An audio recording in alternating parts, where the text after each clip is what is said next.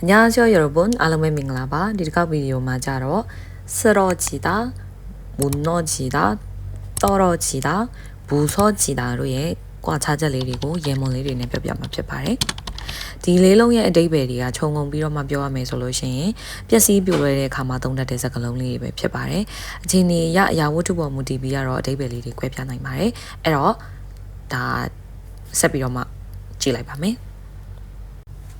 ပထမဆုံးတစ်လုံးဖြစ်တဲ့စရောဂျီတာကကြတော့လဲကြသည်လဲပြိုသည်ဆိုတဲ့အဓိပ္ပာယ်ပါအဲ့တော့မတ်တက်ရက်နေတဲ့အရာတစ်ခုခုဥပမာလူတစ်ပင်တိုင်ပေါ့နော်စသဖြင့်ဘေးဘက်ကို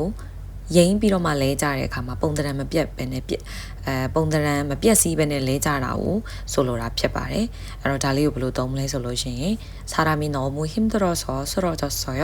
လူကအယမ်းပင်ပန်းနေလို့လဲကြသွားတယ်နောက်တစ်ခုကကြတော့မွန်နောဂျီတာဆိုတာပြိုကျသည်ပြိုလဲသည်ဆိုတဲ့အဓိပ္ပာယ်ပေါ့နော်ဒါတွေကဘယ်လိုနေရာမှာသုံးမလဲဆိုလို့ရှိရင်ကြီးမားတဲ့အဆောက်အုံကြီးတွေအိမ်တို့တရားတို့တောင်တို့ပေါ့နော်အဲ့လိုအတွင်းပိုင်းကနေပြီးတော့မှစတင်ပျက်စီးပြီးတော့မှအပုံလိုက်ပြိုကျနေတာမျိုးကိုပြောတဲ့အခါမှာသုံးတာပဲဖြစ်ပါတယ်ပုံသဏ္ဍာန်လုံးဝပျက်စီးသွားပြီးတော့မှပြန်လည်မရရှိနိုင်တော့တဲ့အခြေအနေမျိုးပေါ့နော်အဲ့တော့စိတ်ပိုင်းဆိုင်ရာတွေအဲ့လိုပြိုလဲသွားပြီလို့ပြောတဲ့အခါမှာလည်းသုံးပါတယ်အဲ့တော့ဥပမာ sentence လေးပြောပြပေးပါမယ်. 지진으로 오래된 건물이 무너졌어요. nglin장물로 어사옹 하우니리가 뼈자 뼈시도하게 말해. 기대가 완전히 무너졌어요. 열린자도야 너무 뼈시도하비. အဲ့တော့ 무너지다로 디အတွင်းပိုင်းကနေစပြီးတော့မှတခုခုပြိုကျပျက်စီးတဲ့အခါမှာသုံးတဲ့စကားလုံးပဲဖြစ်ပါတယ်နောက်တစ်ခုကကြတော့떨어지다ရဲ့အဓိပ္ပာယ်ကကြတော့ပြုတ်ကျသည်ပေါ့နော်အောက်သို့ကျဆင်းသည်ဆိုတဲ့အဓိပ္ပာယ်ပါအမြင့်တနေရာနေပြီးတော့မှအောက်ကိုရွေ့ရှားပြီးတော့မှကျဆင်းလာတဲ့အခြေအနေမျိုးကိုပြောတာဖြစ်ပါတယ်ဒါမှမဟုတ်လို့ရှိရင်ဒီဆောင်းမိုးပွဲတွေဒီအမတ်တွေပါတွေကျတယ်ပေါ့နော်အရင်တော့ကတော့အများကြီးကနေနေတဲ့နေရာကိုကျဆင်းသွားတယ်လို့ပြောတဲ့အခါမျိုးမှာလည်းသုံးပါတယ်ဥပမာအနေနဲ့ပတ်စံအိတ်ကတ်ထဲကနေပတ်စံအိတ်ပြုတ်ကျသွားတယ်အိတ်ကတ်ထဲကနေပေါ့နော်သူကလဲအိတ်ထဲမှာပါတယ်အိတ်ကတ်ထဲကနေပြီးတော့မှပတ်စံအိတ်လေးကပြုတ်ကျသွားတယ်လို့ပြောချင်တဲ့အခါမှာ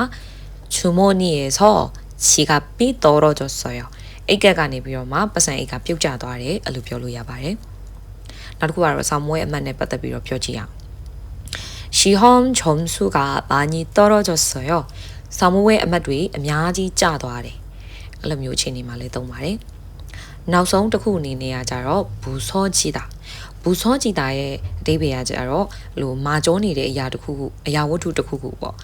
ဥမာဖန်ပလင်းတို့ကားတို့ဆက်ပစ္စည်းတို့တွေကအစိတ်အမွားမွားနဲ့ကွဲအပ်ပြီးတော့မှပျက်စီးသွားတယ်ရုပ်ပိုင်းဆိုင်ရာပျက်စီးမှုကိုအဓိကထားပြီးပြောတဲ့အခါမှာသုံးတဲ့စကားလုံးလေးဖြစ်ပါတယ်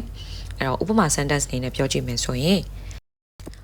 유리창이 돌에 맞아 부서졌어요. အဲ့တော့ 유리창ဆိုတာကကြတော့ဒါကဒီဖန်ပရင်းပေါက်မှန်ကနေပြီးတော့မှထိုးတဲ့မာကြဆိုတော့ဂဲမှန်ပြီးတော့မှကွဲသွားတယ်ဆိုပြီးတော့မှပြောတဲ့အခါမှာသုံးပါတယ်အဲ့တော့ဒီလေးလုံးဖြစ်တဲ့စရောချီတာမွန်နောချီတာတောရောချီတာဘူစောချီတာဆိုတဲ့လေးလုံးလေးကိုတည်တည်ချာချာအသေးစိတ်သိသွားပြီလို့ထင်ပါတယ်နောက်ထပ်သိချင်တာရှိလို့ရှိရင်တော့ဗီဒီယိုရဲ့ comment အောက်မှာမှတ်လို့ရပါတယ်အားလုံးပဲနောက်ဗီဒီယိုတွေမှာထပ်ပြီးတော့တွေ့ကြပါမယ်အားလုံးပဲတက်တာ